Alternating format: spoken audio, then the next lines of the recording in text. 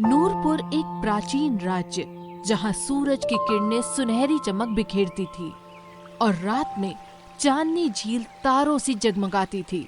इस झील के किनारे कई प्राचीन मंदिर के खंडहर थे जो किसी गहरे रहस्य की गवाही देते थे। नूरपुर के राजमहल में रेशमी पर्दों के बीच मशालों की रोशनी जगमगा रही थी। राजा वीरेंद्र अपने सिंहासन पर विराजमान थे। उनकी तलवार सूर्यास्त्र जिस पर सूरज की आकृति उकेरी गई थी, उनकी शक्ति और उनके पिता की स्मृति का प्रतीक थी। उनके सामने मंत्री देवमणि खड़े थे। महाराज, आपकी कृपा से सब कुछ ठीक चल रहा है। अन्न के भंडार भरे हैं, सीमाएं सुरक्षित हैं, कर समय पर आ रहा है, व्यापारियों के रास्ते में कोई डाकू नहीं, नदियों में पानी भी भरपूर है, प्रजा आपके नाम का जयकारा गाती है। महाराज, अच्छा है मंत्री जी। पिताजी कहा करते थे, राजा का दिल प्रजा की खुशी में बसता है। लेकिन पिछले कुछ दिनों से मन में एक बेचैनी सी हो रही है। क्या वाकई में सब कुछ ठीक है? महाराज, सब ठीक है, बस कुछ लोग चांदनी झील के पास रात में अकेले जाने से डरने लगे हैं। कहते हैं हवा में अजीब सी आवाजें आती हैं, शायद मौसम के बदलाव का असर हो। तभी गुस्ताखी माफ हो महाराज, बाहर एक बूढ़े ग्रामवासी बड़ी देर से अंदर आने की जिद कर रहे हैं। मैंने उनसे कहा प्रजा दरबार आज नहीं कल है, आप कल आइएगा, पर वो हैं कि मानने को तैयार ही नहीं। उनका कहना है महाराज को कुछ बताना है, नूरपुर एक बहुत बड़े खतरे में है। सभा में सन्नाटा छा गया। तभी राजा वीरेंद्र बोले, उन्हें अंदर ले आओ। यदि ऐसी बात है तो उनकी बात सुनना हमारा कर्तव्य है। सैनिक बाहर गया। कुछ देर बाद एक झुका हुआ बूढ़ा व्यक्ति अंदर आया। उसकी सफेद दाढ़ी कांप रही थी, आंखें भय से भरी थी। हाथ में एक पुरानी लकड़ी की छड़ी थी जिस पर वह सहारा लेकर चल रहा था। सभा में सभी की नजरें उस पर टिक गईं। महाराज, मैं चांदनी झील के किनारे ही रहता हूँ। पिछले कई रातों से वहाँ अजीब सी हलचल हो रही है। रात में उस झील का पानी खून सा लाल हो जाता है। लोग कहते हैं कोई पुराना अभिशाप जाग उठा है। बूढ़े की आवाज कांप रही थी। उसकी आंखों में उस झील का लाल पानी साफ झलक रहा था। उसने रुककर थोड़ी सांस ली, फिर बोला, मेरी बेटी राधा 3 दिन पहले झील के किनारे फूल चुनने गई थी। वापस आई तो उसकी आंखें खाली थी। वो बस बड़बड़ाती है, लाल पानी, लाल पानी। वैद्य जी भी कुछ नहीं समझ पाए। मेरी पत्नी स्वर्गवासी हो गई थी उसी झील में 30 वर्ष पहले। उसने मुझसे कहा था झील में कुछ सोया है जो जागना नहीं चाहिए। मुझे लगता है आज वही सोया हुआ जाग उठा है महाराज। ये कोई साधारण बात नहीं है। हमारे पिताजी की मृत्यु भी उसी झील के किनारे ही हुई थी। मंत्री जी, इस विषय में आपका क्या विचार है? महाराज, ये गंभीर है, हमें तुरंत जांच करनी चाहिए। प्रजा का भय बढ़ने से पहले इस रहस्य को सुलझाना होगा महाराज। तभी रानी सौम्या, जो अब तक चुप थी, आगे बढ़ी। उनकी नीली चांदी की साड़ी मशालों की रोशनी में चमक रही थी। उनकी आंखों में गहरा विश्वास था। महाराज, हमारे पिताजी ने बताया था कि चांदनी झील में एक प्राचीन शक्ति छिपी है। वह न शुभ है न अशुभ। यदि आप आज्ञा दें तो हम अपनी तांत्रिक विद्या से इसकी गहराई तक जा सकते हैं। महारानी, आपकी तांत्रिक विद्या ही तो हमारी सबसे बड़ी ताकत है। हम कल सुबह झील की तरफ जाएंगे और हाँ, हमें अपने प्रिय मित्र केशव को भी साथ लेना होगा। उसकी धनुर्विद्या और हास्य हमें संबल देंगे। तभी सभा के द्वार पर एक हल्की हंसी गूंजी। केशव, राजा का बचपन का मित्र, अंदर आया। उसका वेश साधारण था, सफेद धोती और कंधे पर एक पुराना शॉल, किंतु उसकी आंखों में चतुराई और निष्ठा झलकती थी। उसका धनुष वायु तीर, जो कभी निशाने से नहीं चूकता था, उसके कंधे पर लटक रहा था। महाराज, आपने मुझे याद किया और मैं हाजिर हूँ, किंतु पहले एक बात तो स्पष्ट कर दीजिए, क्या हम शिकार पर जा रहे हैं या फिर किसी प्रेत आत्मा से मुलाकात करने? मैं मेरे धनुष को दोनों के लिए तैयार रखूंगा, पर पहले ये बताइए कि मेरे लिए भोजन का प्रबंध हुआ कि नहीं? सभा में हंसी की लहर दौड़ गई। केशव की हास्य प्रियता ने गंभीर माहौल को हल्का कर दिया।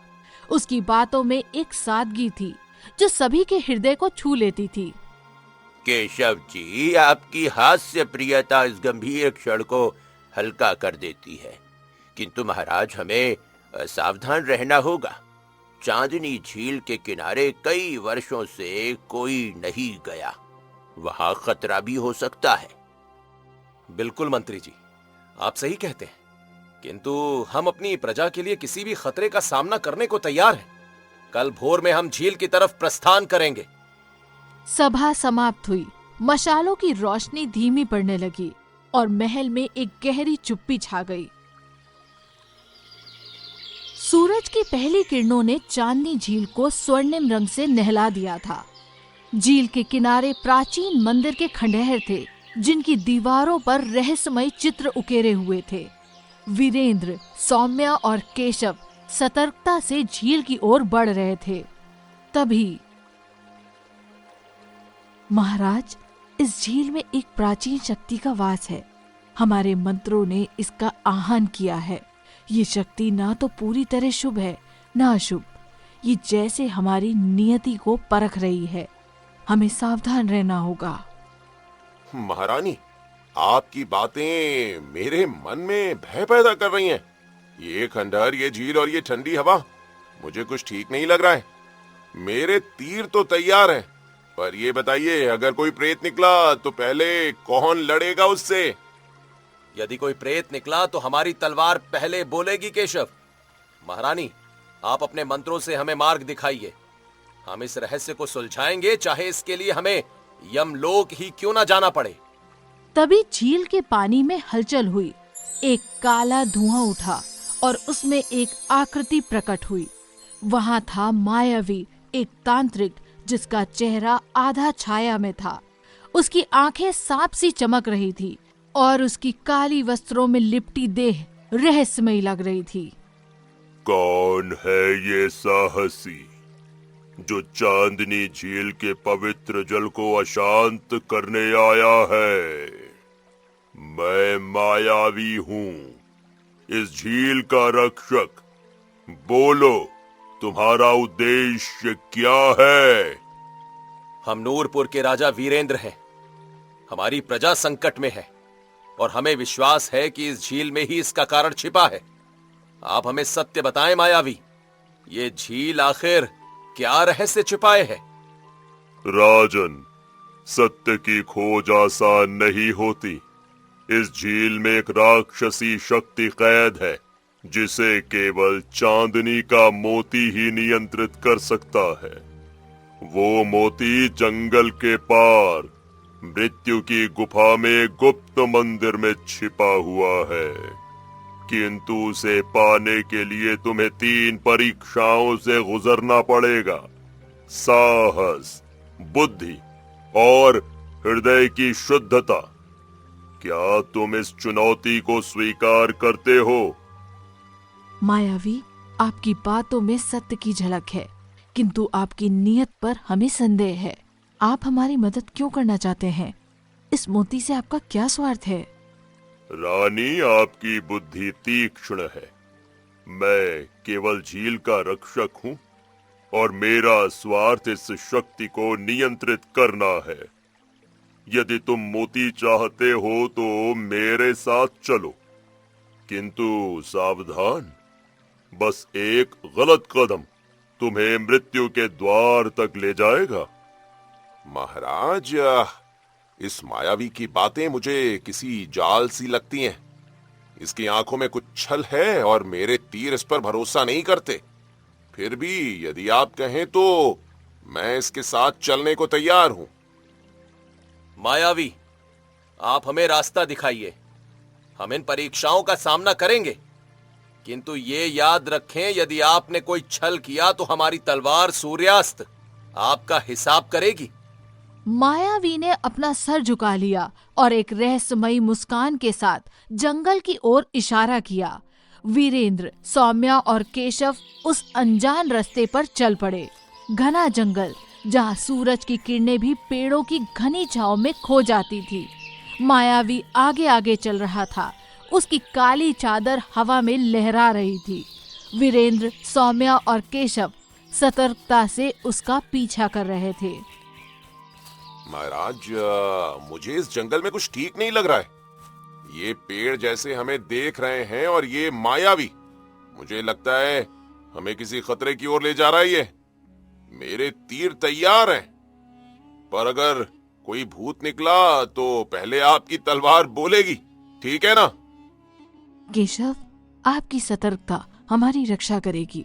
हमारे मंत्रों ने इस जंगल में एक प्राचीन शक्ति की मौजूदगी महसूस की है। ये शक्ति जैसे हमें परख रही है। हमें हर कदम पर सावधान रहना होगा। महारानी, आपकी विद्या और केशव की धनुर्विद्या हमारी ढाल है। हम किसी भी खतरे का सामना करने के लिए तैयार हैं। मायावी, अभी कितनी दूर है ये मृत्यु की गुफा? राजन, थोड़ा धैर्य रखिए। मृत्यु की गुफा अब निकट ही है, किंतु पहली परीक्षा तुम्हारा इंतजार कर रही है। केवल साहसी हृदय ही इसे पार कर सकता है। तभी जंगल में एक भयानक गर्जना गूंजी। पेड़ों के बीच से एक विशाल सर्प प्रकट हुआ। उसकी आंखें आग सी चमक रही थी। उसका फन ऊंचा उठा और वह जहर बुझी जीभ से हवा को चीर रहा था। उसका शरीर इतना विशाल था कि जंगल के सारे पेड़ उसके सामने बौने लग रहे थे। महाराज, ये सर्प तो यमदूत का चचेरा भाई लगता है। मेरे तीर इसे रोक देंगे। आप और महारानी पीछे रहिए। केशव, तुम अपने तीरों से इसका ध्यान भटकाओ। हम इसकी गर्दन पर वार करेंगे। महारानी, आप अपने मंत्रों से हमें शक्ति दें। हे अग्नि और चंद्र की शक्ति, हमारे हृदय को बल दे। इस अंधेरे को प्रकाश से भेद दे। रानी सौम्या के मंत्रों से एक चमकीली आभा प्रकट हुई, जो सर्प की आंखों को चकाचौंध कर गई। केशव के तीर सर्प के फन पर लगे और वह दर्द से तड़प उठा। वीरेंद्र ने एक छलांग लगाई और सूर्यास्त को सर्प की गर्दन पर जोर से मारा। सर्प जमीन पर गिर पड़ा और उसका शरीर धूल में मिल गया। हवा में एक अजीब सी शांति छा गई। अरे वाह राजन, तुमने साहस की पहली परीक्षा तो पार कर ली, किंतु अभी 2 और परीक्षाएं बाकी हैं। मृत्यु की गुफा अब दूर नहीं राजन। मायावी, तालियां बाद में बजा लीजिएगा। पहले ये बताइए अगली परीक्षा है क्या? मेरे तीर थक गए और मेरा पेट भूख से गरज रहा है। महाराज, मायावी की बातों में सत्य कम, छल ज्यादा है। उसकी मुस्कान में कुछ छिपा है। हमें उस पर नजर रखनी होगी। महारानी, आप सही कह रही हैं। हम मायावी पर भरोसा नहीं करेंगे, किंतु इस रहस्य को सुलझाने के लिए हमें उसके साथ चलना होगा। मायावी, आगे बढ़ो।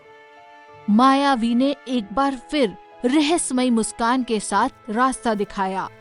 आगे जंगल और घना होता जा रहा था और हवा में एक ठंडक थी जो हड्डियों तक उतर रही थी। जंगल के अंत में एक विशाल गुफा थी जिसका मुंह अंधेरे से भरा था। मायावी ने गुफा के द्वार पर रुककर एक मंत्र पढ़ा और द्वार धीरे धीरे खुल गया, जिससे एक ठंडी हवा का झोंका बाहर आया। ये मृत्यु की गुफा है राजन। दूसरी परीक्षा तुम्हारी बुद्धि की है। इस गुफा में एक भूल भुलैया है और केवल सही रास्ता ही तुम्हें मंदिर तक ले जाएगा। गलत रास्ता तुम्हें हमेशा हमेशा के लिए यहीं कैद कर देगा। महाराज, इन चित्रों में कुछ संकेत छिपा है। देखिए, चांद की आकृति हमेशा सूरज के बाद आती है। शायद हमें इस क्रम का अनुसरण करना होगा। महारानी, आपकी बुद्धि हमारी मार्गदर्शक है। हम इन चित्रों का अनुसरण करेंगे। मायावी, आप आगे चलिए, किंतु ये याद रखें, हमारी नजर आप पर है। गुफा के अंदर अंधेरा इतना घना था कि मशालों की रोशनी भी कम पड़ रही थी। कई घंटों की यात्रा के बाद वह एक विशाल कक्ष में पहुंचे, जहां एक सुनहरा मंदिर खड़ा था। मंदिर की दीवारें रत्नों से जड़ी थी और उसका शिखर स्वर्ग सा चमक रहा था। महाराज, ये मंदिर तो स्वर्ग से उतरा हुआ मालूम होता है, किंतु मायावी, अब तीसरी परीक्षा क्या है? जल्दी बताओ, मेरे पेट में भूख की गर्जना शुरू हो रही है। ये तीसरी परीक्षा हृदय की शुद्धता की है। मंदिर के बीचों बीच चांदनी का मोती है, किंतु उसे केवल वही उठा सकता है जिसका हृदय निस्वार्थ हो। एक गलत कदम और ये मंदिर हमेशा के लिए नष्ट हो जाएगा। हम इस परीक्षा के लिए तैयार हैं। महारानी, आप हमारे साथ ही रहिए, और केशव, तुम गुफा के द्वार पर नजर रखो। मंदिर के केंद्र में एक सुनहरा मंच था, जिस पर चांदनी का मोती चमक रहा था। उसकी रोशनी इतनी तीव्र थी कि पूरा कक्ष प्रकाश से भर गया। मोती के चारों ओर एक रहस्यमयी आभा थी। वीरेंद्र और सौम्या ने एक दूसरे की ओर देखा और फिर वे धीरे धीरे मंच की ओर बढ़े। केशव ने गुफा के द्वार पर नजर रखी और मायावी एक कोने में खड़ा अपनी आंखों में एक अजीब चमक लिए उन्हें देख रहा था। हे चंद्र और सूर्य, हमारी नियत को परखो। हमारा हृदय केवल प्रजा की भलाई के लिए है। इस मोती को हमें सौंप दीजिए ताकि हम नूरपुर को इस संकट से बचा सके। तभी मंदिर की दीवारें कांपने लगी। अचानक एक गहरी गूंजती हुई आवाज कक्ष में फैल गई। केवल निस्वार्थ हृदय ही मुझे पा सकता है। अपनी सबसे प्रिय वस्तु का त्याग करो। वीरेन ने अपनी तलवार सूर्यास्त को देखा, जो उसके पिता की अंतिम निशानी थी। सौम्या ने अपने गले में पहना तांत्रिक ताबीज देखा, जो उसकी माँ की अंतिम स्मृति थी। दोनों ने एक दूसरे की ओर देखा और उनकी आंखों में एक गहरा विश्वास था। महारानी, यदि ये मोती हमारी प्रजा को बचा सकता है तो हम अपनी तलवार का त्याग करने को तैयार हैं। सूर्यास्त हमारी शक्ति है, किंतु हमारी प्रजा हमारा हृदय है। महाराज, आपका हृदय सच्चा है। हम भी अपना ताबीज त्याग देंगे। हमारी विद्या हमारे हृदय में है और वह हमारी प्रजा की रक्षा के लिए है। वीरेन ने सूर्यास्त और सौम्या ने ताबीज मंच पर रख दिया। तभी मंदिर की कांपती दीवारें शांत हो गईं। चांदनी का मोती हवा में तैरता हुआ वीरेन के हाथों में आ गया। उसकी रोशनी इतनी शुद्ध थी कि कक्ष में एक स्वर्गीय शांति छा गई। केशव ने राहत की सांस ली और मायावी की आंखों में एक अजीब सी बेचैनी दिखाई दी। महाराज, महारानी, आपने तो कहर दिखाया। अब इस मोती को लेकर चलिए, वरना कहीं ये मायावी कोई नया जाल ना बुन दे। वैसे मेरे तीर अभी भी तैयार हैं, पर मेरा पेट अब और इंतजार नहीं कर सकता। किंतु तभी मायावी की हंसी गूंजी। उसने एक मंत्र पढ़ा और गुफा का द्वार अचानक बंद हो गया। उसकी आंखें अब दुष्टता से चमक रही थी और उसकी वाणी में एक क्रूरता थी।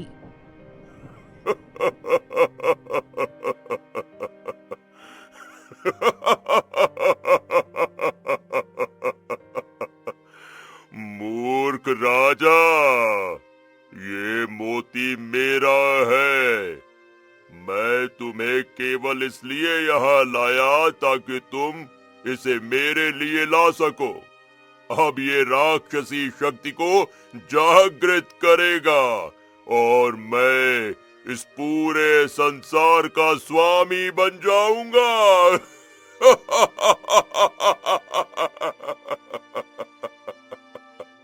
मायावी, तुमने हमारी निष्ठा का अपमान किया है। हम बिना तलवार के भी तुम्हारा अंत कर सकते हैं। ये मोती तुम जैसे स्वार्थी के हाथ नहीं लगेगा। तभी गुफा में एक भयानक आवाज गूंजी। मायावी ने एक और मंत्र पढ़ा और गुफा की दीवारें फिर से कांपने लगी। एक काला धुआं उठा और उसमें से एक राक्षसी शक्ति प्रकट हुई। उसकी आकृति विशाल थी, नाखून तलवारों से तीखे और आंखें आग सी जल रही थी। उसका शरीर काले कोहरे सा था जो हवा में लहरा रहा था। कौन है? कौन है जो मुझे मेरी कैद से मुक्त करने आया है? मैं तुम सबको नष्ट कर दूंगा और इस धरती को अपने अधीन कर लूंगा। महाराज, अब भोजन की बात बाद में करेंगे, पहले इस राक्षस को यमलोक भेजते हैं। एक भयंकर युद्ध शुरू हुआ। केशव के तीर राक्षस की आंखों पर लगे, किंतु वह अडिग रहा। वीरेन ने निहत्ते ही राक्षस पर हमला किया। उसकी ताकत और साहस को चुनौती देते हुए रानी सौम्या ने अपने मंत्रों से एक चमकीली ढाल बनाई जो राक्षस के प्रहारों को रोक रही थी। तभी, महाराज, हमें मोती को चांदी झील में समर्पित करना होगा। केवल वही इस राक्षस को रोक सकता है। महारानी, आप सही कह रही हैं। केशव, मायावी को रोको, हम मोती को झील तक लेकर जाएंगे। केशव ने अपने तीरों से मायावी को घेर लिया, जिसके मंत्र अब कमजोर पड़ रहे थे। वीरेंद्र और सौम्या गुफा से बाहर की ओर दौड़े, किंतु राक्षस उनका पीछा कर रहा था। उनकी गर्जना से सारा जंगल कांप रहा था और पेड़ों की शिखाएं टूटकर गिर रही थी। गुफा का द्वार बंद था। सौम्या ने एक शक्तिशाली मंत्र पढ़ा, जिससे द्वार फिर से खुल गया। जंगल में अंधेरा गहरा हो रहा था और राक्षस का काला कोहरा चारों ओर फैल रहा था। वीरेंद्र और सौम्या मोती को कसकर पकड़े हुए झील की ओर भाग रहे थे। केशव मायावी को रोकने के लिए पीछे रह गया था और उसकी धनु विद्या मायावी के मंत्रों को चुनौती दे रही थी। मायावी, तुम्हारा छल अब और नहीं चलेगा। मेरे तीर तुम्हें रोक लेंगे।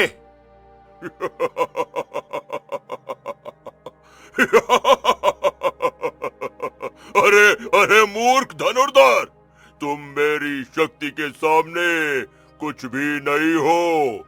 ये मोती मेरा होगा और राक्षस भी मेरे अधीन हो जाएगा। किंतु केशव के तीरों ने मायावी को घायल कर दिया। उसका एक तीर मायावी के कंधे में लगा और वह जमीन पर गिर पड़ा। केशव ने मौका नहीं छोड़ा और एक और तीर तान दिया, जिससे मायावी की मंत्र शक्ति कमजोर पड़ गई। उधर वीरेंद्र और सौम्या जंगल के घने रास्तों से होकर झील की ओर बढ़ रहे थे। राक्षस उनके पीछे ही था और उसकी गर्जना हर कदम पर नजदीक आ रही थी। महाराज, हमें जल्दी करना होगा। हमारे मंत्र राक्षस को कुछ देर तक ही रोक सकते हैं, किंतु मोती को झील में समर्पित करना ही एकमात्र उपाय है। महारानी, हम ये मोती झील तक अवश्य ले जाएंगे। आप अपने मंत्रों से हमें शक्ति दीजिए। हमारी पूरी प्रजा का भविष्य इस पर निर्भर है। सौम्या ने एक और मंत्र पढ़ा, जिससे एक चमकीली ढाल फिर से उनके चारों ओर बन गई। राक्षस के प्रहार उस ढाल से टकराए, किंतु वह ढाल टूट नहीं सकी। जंगल के अंत में चांदनी झील फिर से दिखाई दी। उसका पानी अब पूरी तरह लाल हो चुका था और उसमें एक अजीब सी गंध उठ रही थी। वीरेंद्र और सौम्या झील के किनारे पहुंचे। राक्षस का कोहरा अब उनके ठीक पीछे था और उसकी भयानक आकृति पूरी तरह प्रकट हो चुकी थी।